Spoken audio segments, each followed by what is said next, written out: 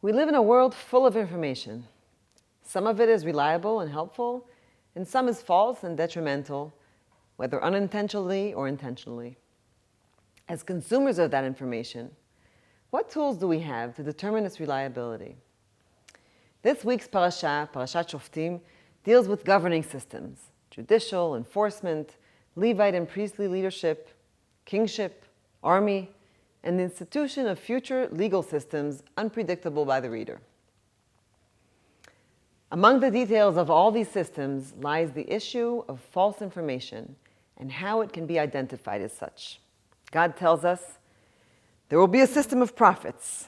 I will put my word in the mouth of your prophet, and he will speak to you my word. But beware, there will also be prophets who will deceitfully speak in my name, that which I have not spoken, or they will speak in the name of other gods and lead you astray." These prophets, says God in our parasha, are false prophets, and they are worthy of death. But how should we know the difference between true and false prophets? How will you know? Asks God. It's very simple. "Asher yedaber hanavi b'shem Adonai v'lo yeh hadavar v'lo yavo hu hadavar asher lo dibro Adonai. B'zadon dibro hanavi lo tagur mimeno." When a prophet speaks in the name of God, if the thing does not follow, nor come to pass, that is the thing which God has not spoken. The prophet has spoken it presumptuously. You shall not revere him. In other words, if his prophecy is not realized, you should know that is a false prophet. Which, when you think of it, is a strange instruction. After all, it may be a very long time before we know whether or not the prophecy is realized. Sometimes, the prophecy even refers to events beyond our lifetime, as is the case with much of the book of Deuteronomy, in which Moshe describes what will or will not happen in the land of Israel depending on our future conduct. And what of prophets such as Jonah, who deliver the word of God, but then God decides to act differently? According to this criterion, Jonah should be declared a false prophet. The decision whether or not to believe the prophet is a decision of the present, and it cannot depend on future happenings. This is why the way the Torah deals with the issue of misinformation always seemed unhelpful to me, until I thought, maybe this isn't really meant to help us determine a true prophet from a false one.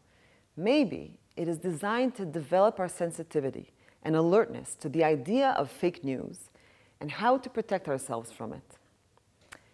In a world full of misinformation, we must be willing to constantly reevaluate.